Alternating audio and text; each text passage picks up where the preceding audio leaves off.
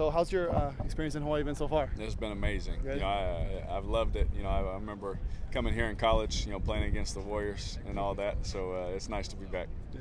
Can you give a little detail of how you've developed from your year one in the NFL to your year two? Yeah, absolutely. It's just there's nothing like experience.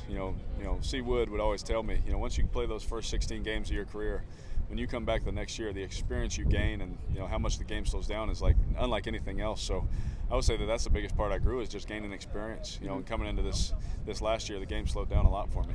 Is there any advice you'd give someone like Jameis Winston who's going in, just finished his year one, going into year two? Yeah, I'd tell Jameis, hey man, I just went through what you're going through, and I'd just say, hey man, keep doing what you're doing because obviously you're here and it worked, So keep being the great leader that he is. His teammates love him, and keep being the kind of guy that I've been hearing about, and so I just tell him to keep doing what he's doing because it's working for him. Yeah. Is it a big relief, after your first year, you're doing the combine, all that stuff, to go into your second year, you have that some true downtime? Yes.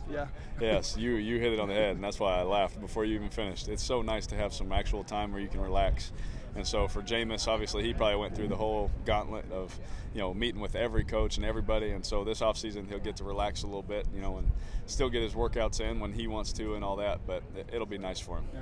When your draft process, obviously you met with Tampa. Yep. Was there anything that stood out with them meeting Tampa? Did you think that was a real possibility for you to be there? Yeah, I really did. Obviously with Coach Tedford there, he would tell me some things and.